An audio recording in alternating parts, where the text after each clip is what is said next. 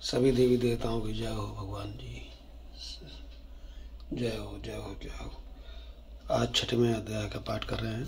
महर्षि बेगा ने कहा, देवी की बात सुनकर दूत क्रोध में भरा हुआ वहां से असुरेंद्र के पास पहुंचा और सारा वृत्तांत उसे कह सुनाया। दूत की बात सुनकर असुरेंद्र के क्रोध का पारावार न रहा और उसने अपने सेनापति धूम्रलोचन से कहा, धूम्रलोचन, तुम अपनी सेना सहित शीघ्र वहां जाओ और उस दुष्ट के केशों को पकड़कर उसे घसीटते हुए यहाँ ले आओ। यदि तुम्हारी रक्षा के लिए कोई दूसरा खड़ा हो, चाहे वो देवता हो, यदि उसकी रक्षा के लिए कोई दूसरा खड़ा हो, चाहे वो देवता हो, यक्ष हो अथवा गंधर्व क्यों ना हो, उसको तुम अवश्य ही मार डालना। महर्षि मेघा ने कहा, शुंभ के इस प्रकार आज्ञा देने से धूम्रलोचन 60,000 राक्षसों को सेना के साथ लेकर वहां पहुंचा और देवी को ललकार कर कहने लगा, अरे तू शुंभ और निशुंभ के पास चल। यदि तू प्रसन्नतापूर्वक मेरे साथ न चलेगी तो मैं तेरे केशों को पकड़ता और घसीटता हुआ लेके चला जाऊंगा। देवी बोली, असुरेंद्र को भेजा हुआ तेरे जैसा बलवान यदि बलपूर्वक मुझे ले जाएगा तो ऐसी दशा में तुम्हारा ही क्या कर सकती हूँ। महर्षि मेघा ने कहा, जैसा कहने पर धूम्रलोचन उसकी ओर लपका। ऐसा कहने पर धूम्रलोचन लपका, किंतु देवी ने उसे अपनी हुंकार से ही भस्म कर दिया। यह देखकर असुर सेना क्रुद्ध होकर देवी की ओर बढ़ी, परंतु अंबिका ने उस पर तीखे बाणों और शक्तियों का फरसों की वर्षा आरंभ कर दी। इतने में देवी का वाहन भी अपनी गिरिवा को बालों को झटकता हुआ और बड़ा ही भारी शब्द करता हुआ असुर सेना में कूद पड़ा। उनके कई असुर अपने पंजों से, कई अपने जबड़ों से और कई को धरती पर पटक कर अपनी दाढ़ी से घायल करके मार डाला। उसने कई असुरों को अपने नखों से पेट फाड़ डाले और कई असुरों को तो केवल थप्पड़ मारकर सिर धड़ से अलग कर दिया। कई असुरों की भुजाएं और सिर तोड़ डाले। गर्दन के बालों को हिलाते हुए उसने कई असुरों को पकड़कर उनके पेट फाड़कर उनका रक्त भी पी डाला। इस प्रकार देवी के उस महाबलवान सिंह ने क्षण भर में असुर सेना को समाप्त कर दिया। शुंभ ने अपने जब ये सब सुना तो देवी ने धूम्रलोचन असुर को मार डाला है और उसके सिंह ने सारी सेना का संहार कर दिया है। तब उसको बड़ा क्रोध आया। उसको बहुत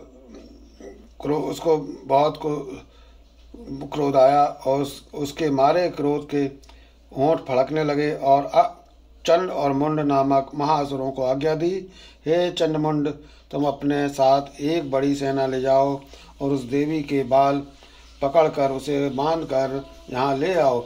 यदि उसको यहाँ लाने में किसी प्रकार का संदेह हो तो सेना सहित उसे लड़ते हुए मार डालो और जब वो दुष्टा और उसका सिंह दोनों मर जाएं तब भी वहाँ उसको बांध कर यहाँ ले आना। 6वां अध्याय समाप्तम। बोलो दुर्गा माता की जय।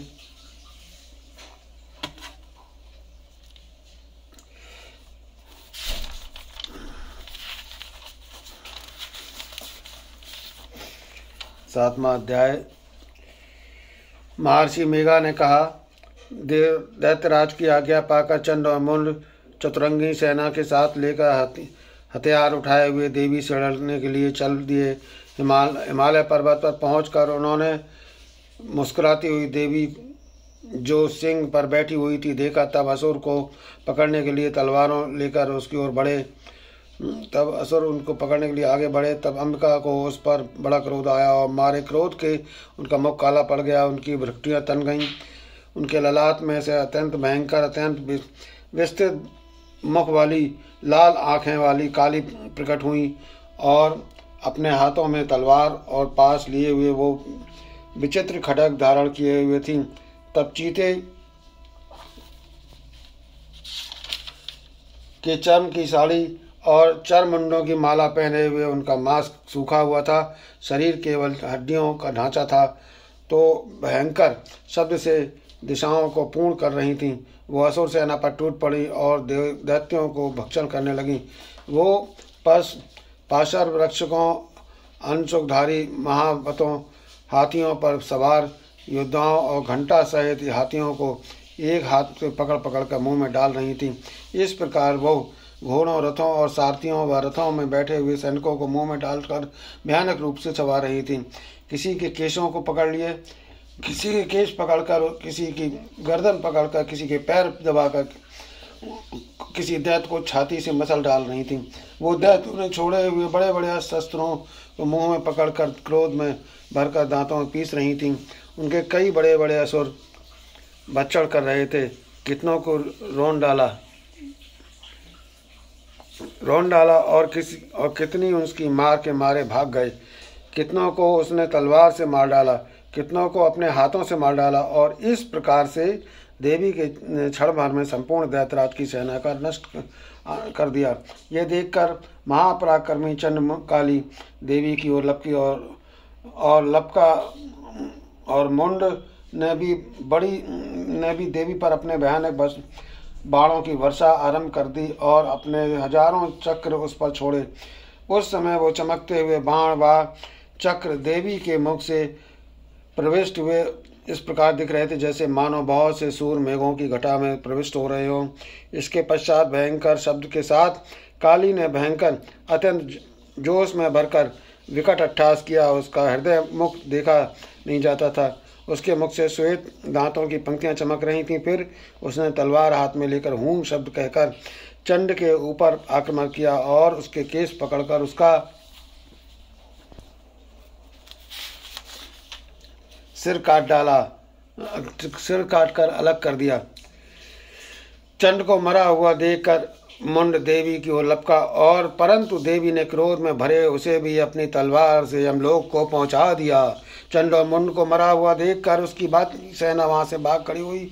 उसके पश्चात काली चंड और मुंड के कटे हुए सरों को लेकर चंडिका के पास गई और प्रचंड अट्टहास के साथ कहने लगी, हे देवी, चंड मुंड दो महादैत्यों को मार कर तुम्हारी भेंट कर दिया है।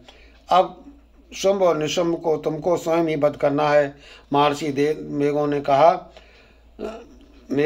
ने कहा, यहाँ आए हुए चंड और मुंड के सिरों को देखकर कल्याणमयी चंडी ने काली से वरुण मधुर वाणी में कहा, हे देवी, तुम चूंकि चंड और मुंड को मेरे पास लाई हो, अतः संसार में तुम्हारा चामुंडा के नाम से तुम्हारी ख्यात होगी। बोलो दुर्गा माता की जय। 7वां अध्याय समाप्तम। बोलो दुर्गा माता की जय। जय हो दुर्गा जी की जय हो।